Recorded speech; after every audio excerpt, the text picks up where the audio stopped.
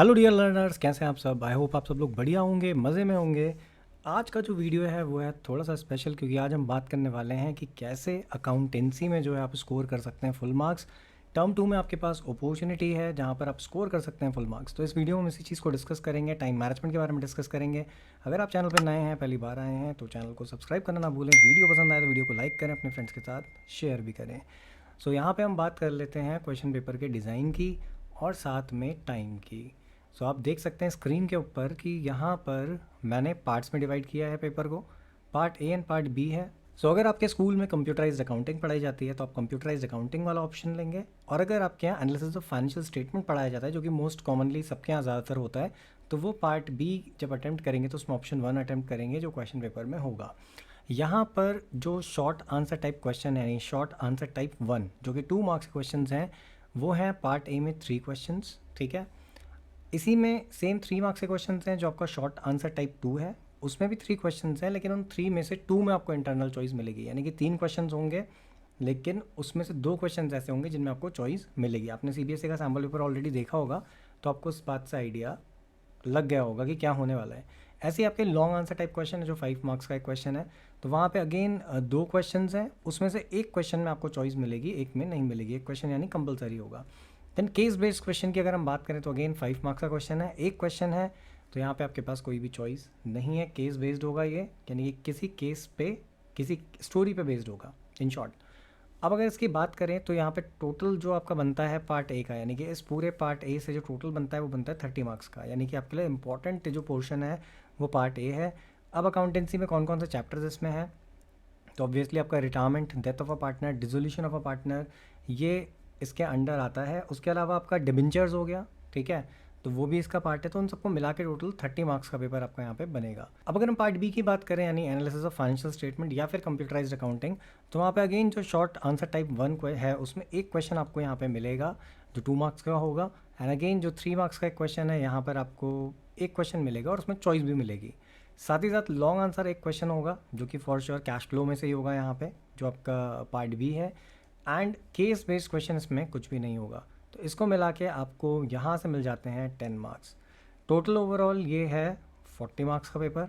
As आपको पता ही होगा टर्म 1 में भी 40 था। टोटल अगर हम बात करें, यहाँ पे मैंने इसको ऐसे भी टोटल किया है, यानी कि 3 2 ज़ा 6 और 2 1 ज़ा 2, तो 6 + 2 8। ऐसे ही इन क्वेश्चंस को मिला के 12 मार्क्स के क्वेश्चन हो जाते हैं आपके short answer type 2। And long answer question आपके 15 मार्क्स के हो जाते हैं, क्योंकि 3 क्वेश्चन हो जाएंगे। एंड केस बेस्ड आपका सिर्फ 5 मार्क्स का है। अब क्या करें, यानी कि टाइम मैनेजमेंट कैसे होगा। तो सबसे पहली चीज़, अगर हम टाइम की बात करें, टाइम वाइज इसको डिवाइड करें, तो यहाँ पर जो आपके क्वेश्चन हैं, यानी कि जो शॉर्ट आंसर टाइप 1 है जो कि 2 मार्क्स का एक क्वेश्चन है, तो उसके लिए एट एन एवरेज आपको 3 से 4 मिनट्स स्पेंड करने हैं, यानी कि 3 से 4 मिनट के अंदर वो हो जाना चाहिए। अब क्योंकि यहाँ पे 4 क्वेश्चन हैं, तो अगर आप अगेन 3 मिनट में करते हैं तो 3 4 ज़ा 12 में हो जाना चाहिए। और अगर आप 4 मिनट्स में करते हैं तो 4 4 ज़ा 16 मिनट्स में हो जाना चाहिए। तो एट एन एवरेज 15 मिनट्स मैंने उसको यहाँ पे ले लिया है।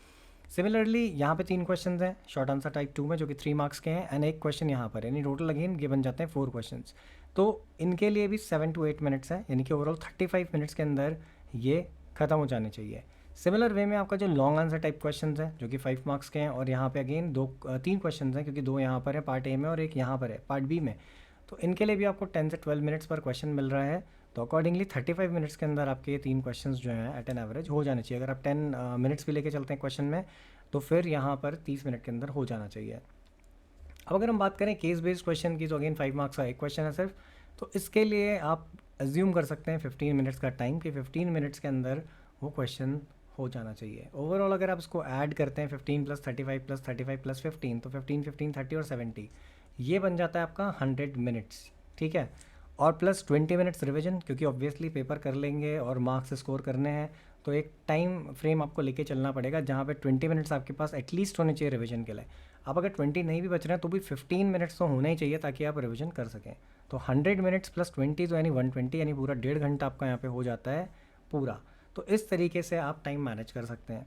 अब क्योंकि सीबीएसई ने अभी तक कहीं पे भी ये कुछ मेंशन नहीं किया रीडिंग टाइम के बारे में, तो अब ये ज्यूम करके चल सकते हैं कि एटलीस्ट कम से कम आपको 15 मिनट्स का रीडिंग टाइम तो मिलेगा ही, क्योंकि इंटरनल एग्जाम्स में भी नॉर्मली हम 15 मिनट्स का टाइम तो देते ही हैं। तो कहीं ना कहीं आपको 10 to 15 मिनट्स का टाइम वहाँ पे भी अगेन रीडिंग के लिए मिलेगा। अब बात आती है कि हमें कौन सी ऐसी चीज़ें हैं जो अवॉइड करनी है, कौन सी ऐसी गलतियाँ हैं जो नहीं करनी है, जिनके बेसिस पे मार्क्स जो हैं वो हमारे डिडक्ट होते हैं। तो अक्सर होता ये है कि जब कॉपीज़ हमारे पास चेक होने के लिए आती हैं बोर्ड की, और वहाँ पर जो मिस्टेक्स हमें देखने को मिलती हैं जनरली, एक तो सबसे पहली मिस्टेक होती है कैलकुलेशन की, ठीक है। तो पॉइंट वाइज हम यहाँ पे देख सकते हैं कैलकुलेशन। तो जब भी आप कैलकुलेशन करेंगे तो आपको ये चीज़ का ध्यान रखना है कि भाई कैलकुलेशन पहली बात तो प्रॉपर तरीके से होनी चाहिए। बहुत सारे बच्चे क्या करते हैं, वर्किंग नोट नहीं बनाते हैं, तो आप कोशिश करिए कि आप स्टेप बाय स्टेप चीज़ें करें एंड वर्किंग नोट बनाएं। वर्किंग नोट बनाने से आपको फ़ायदा ये होगा कि कई बार क्या होता है, आपने कैलकुलेशन सही करी होती है लेकिन लेजर पोस्टिंग गलत कर दी होती है, आपने वहाँ गलत अमाउंट लिख दी होती है, तो कहीं ना कहीं एग्जामिनर्स यहाँ से उसको कंसिडर कर लेते हैं। अगर नेक्स्ट पॉइंट की हम बात करें तो सबसे पहली चीज़ है कि आपको क्या करना है, अटेम्प्ट ऑल क्वेश्चंस। ऐसा कुछ नहीं है कि आप छोड़ के आ जाएं, आपके पास ऑब्वियसली बहुत सारा टाइम होगा पेपर में, तो वहाँ पर क्योंकि भाई हमने यहाँ पे डिवीजन किया है टाइम का, हमने हमने आपको यहाँ पे ऑलरेडी बता दिया है कि कैसे आप टाइम डिवाइड कर रहे हैं, आपको कैसे कितने मिनट्स में कौन से क्वेश्चंस करने हैं।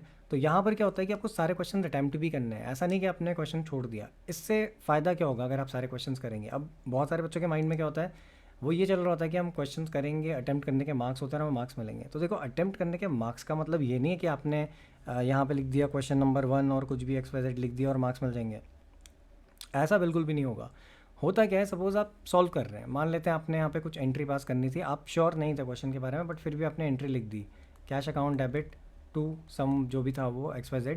तो अब होता क्या है कि हो सकता है कि आप श्योर नहीं थे बट ये आंसर का पार्ट हो, तो यहाँ पे कहीं ना कहीं स्टेप मार्किंग में आपको मार्क्स मिल जाएंगे। अब सपोज़ ये एंट्री हाफ मार्क्स की है, तो हो सकता है एंट्री आपकी करेक्ट है, आपको हाफ मार्क्स मिल जाए। सिमिलर वे में अगर आप कोई कैलकुलेशन कर रहे हैं, मान लेते हैं NPO का क्वेश्चन है, आप सब्सक्रिप्शन कैलकुलेट कर रहे थे, आपने कुछ गड़बड़ी करी, लेकिन वहाँ पर कुछ चीज़ें ऐसी हैं, कुछ पॉइंट्स ऐसे हैं जो आपके आंसर मतलब जो मार्किंग स्कीम है उसमें मैच कर रहे हैं, आंसर का पार्ट है, तो ऑब्वियसली एग्जामिनर आपको उसके मार्क्स आपको देगा। तो इसीलिए क्वेश्चंस आपको बिल्कुल नहीं छोड़ने, चाहे वो अकाउंट्स हो चाहे कोई भी और सब्जेक्ट हो, सारे क्वेश्चंस आप अटेम्प्ट करिए। इसके अलावा भी कुछ चीज़ें होती हैं, जैसे कैलकुलेशन में मिस्टेक्स होती हैं। तो होता क्या है कि जनरली बहुत बार ऐसा होता है कि कैलकुलेशन में मिस्टेक बच्चे करते हैं, बट फिर भी आपको इतना ज़्यादा नहीं सोचना उस चीज़ के बारे में, क्योंकि अगर आपने कैलकुलेशन में कहीं मिस्टेक करी भी है एंड ओवरऑल आपका जो क्वेश्चन आपने सही से सॉल्व किया है, वो पॉइंट्स वहाँ पर हैं, तो एक एजम्पशन हम लेके चलते हैं कि एटलीस्ट जो 80% मार्क्स होते हैं उस क्वेश्चन के आपको वो मिल जाते हैं। बट इसका मतलब ये नहीं कि आप बिल्कुल केयरलेस हो जाएं और आप ध्यान ही ना दें कैलकुलेशन पे, आपको कैलकुलेशन करनी है, बट लास्ट मिनट में आपको बिल्कुल भी ऐसा नहीं करना कि you will get panic and आपको लगने लग जाए कि अरे नहीं अब ये नहीं हुआ, गलत हो गया, ऐसा वैसा कुछ नहीं। अगर आपको कोई चीज़ नहीं आ रही है तो आप थोड़ी देर उसको छोड़ दीजिए, नेक्स्ट क्वेश्चन अटैम्प्ट करिए, प्रॉपर तरीके से करिए, और फिर बाद में आप टाइम जब आपके पास होगा तब आप उसके बारे में सोचिए, देखिए, और फॉर श्योर वो आपको याद आ जाएगी। अगर आप टेंशन लेके सोचेंगे तो वो चीज़ आपको नहीं आएगी, और उल्टा जो चीज़ आपको आती होगी वो भी आप भूल जाएंगे, ठीक है। इसके अलावा आप जो CBSE के पेपर्स हैं, ठीक है, CBSE के प्रीवियस ईयर के पेपर हैं, आप कह सकते हैं कि सैम्पल पेपर्स हैं, उनको आप सॉल्व करें एंड उनकी मार्किंग स्कीम्स भी होती हैं उसके साथ, ठीक है। तो आप मार्किंग स्कीम्स को भी देखें, बिकॉज इससे आपको क्या फ़ायदा मिलेगा, इससे आपको एक चीज़ पता चलेगी कि कैसे आंसर्स फ्रेम करे जाते हैं। अब लेकिन इसका मतलब ये भी नहीं, देखिए मार्किंग स्कीम में क्या होता है, बहुत बार शॉर्टकट में ही आंसर्स होते हैं, तो ये नहीं कि आप भी वहाँ शॉर्टकट यूज़ करने लग जाएं। आप प्रॉपर तरीके से सॉल्व करिए, प्रैक्टिस करिए। साथ ही साथ हमेशा जब भी आप लेजर्स बना रहे हैं तो कोशिश करिए कि आप पेंसिल यूज़ करें, या आप पेन यूज़ कर रहे हैं, स्केल यूज़ कर रहे हैं, तो वो चीज़ होनी चाहिए। अदरवाइज़ बच्चे क्या करते हैं, जब वो ट्यूशन में या प्रैक्टिस नॉर्मली कर रहे होते हैं तो अपनी कोचिंग में भी क्या करते हैं वो, कि स्केल यूज़ नहीं करते। अब ऐसे में क्या होता है, एग्जाम में प्रॉब्लम होती है। वैसे तो हो सकता है कि जैसे लास्ट टू लास्ट ईयर भी ऐसा हुआ था कि पॉसिबिलिटी ये रखी गई थी कि आपको जो अकाउंटेंसी के लिए आंसर शीट मिलेंगे उसमें लेजर ड्रॉ होंगे, बट अभी क्योंकि इसके बारे में कोई भी ऐसा दोबारा नोटिफिकेशन नहीं आया, तो I am not sure about that. But last year क्योंकि ये चीज़ आई थी तो फॉर श्योर आपको भी ये चीज़ हो सकता है मिले। तो द थिंग इज़ दैट कि आप यहाँ पे सैम्पल पेपर्स की प्रैक्टिस करिए, क्योंकि इससे एक तो टाइम मैनेजमेंट हो जाएगा, आपको पता चल जाएगा कितने क्वेश्चंस आपको आ रहे हैं, कितने नहीं आ रहे हैं, साथ ही साथ कहाँ कहाँ पे कौन कौन से पॉइंट्स पे आपको प्रॉब्लम हो रही है, तो वो सारी चीज़ें आप यहाँ पे जो है वो ईजिली रेक्टिफाई कर सकते हैं अपनी मिस्टेक्स को, और आप बेटर तरीके से एग्ज़ाम में फिर परफॉर्म कर पाएंगे। और इससे एक बेनिफिट और मिलेगा आपको कि आप विद इन टाइम फ्रेम, यानी अगर सपोज़ आपको उसे फिनिश करना है 120 मिनट्स में, तो आप ये लेके चलिए कि आपको एक्चुअली इसे 100 मिनट्स में ही करना है। सो ऑब्वियसली जो मैंने अभी आपके साथ टाइम मैनेजमेंट शीट डिस्कस करी है, वहाँ पर भी 100 मिनट्स में आपको ख़त्म करना है पेपर। तो आप कोशिश करिए कि आप सैम्पल पेपर ज़्यादा से ज़्यादा सॉल्व करें ताकि आप 100 मिनट्स में ही उस पेपर को पूरा अटैम्प्ट कर पाएँ, ख़त्म कर पाएँ। एंड जस्ट 20 मिनट्स में आप रिवाइज़ करिए, देखिए कि कहाँ पर आपने कौन सी मिस्टेक्स करी हैं। अगर आपको मिस्टेक्स मिल रही हैं तो आप उनको रेक्टिफाई करिए। सो ये थी कुछ टिप्स एंड ट्रिक्स जिनका आप यूज़ कर सकते हैं और अकाउंटेंसी में फुल मार्क्स स्कोर कर सकते हैं। साथ ही साथ एक इंपॉर्टेंट टिप और है जो मैं आपको बताना चाहता हूँ, वो ये है कि भाई चैप्टर के कॉन्सेप्ट्स तो आपको अच्छे से क्लियर होने चाहिए, क्योंकि अगर वो कॉन्सेप्ट्स क्लियर नहीं है तो ऑब्वियसली क्वेश्चन सॉल्व नहीं हो पाएंगे। सो चैप्टर्स पे वर्क करिए, कॉन्सेप्ट्स पे वर्क करिए, फिर इस प्लान को फॉलो करिए और प्रैक्टिस करिए। For sure you are going to score full marks in accountancy. तो आई होप ये वीडियो आपको अच्छा लगा होगा, पसंद आया होगा। वीडियो अच्छा लगा है तो वीडियो को लाइक करिए, अपने फ्रेंड्स के साथ शेयर करिए, कमेंट करके भी आप हमें बता सकते हैं कि आपको क्या अच्छा लगा। और भी ऐसे अगर वीडियोस आप चाहते हैं सब्जेक्ट रिलेटेड या कुछ भी, तो आप कमेंट करके ज़रूर बताइएगा। Thanks for watching the video.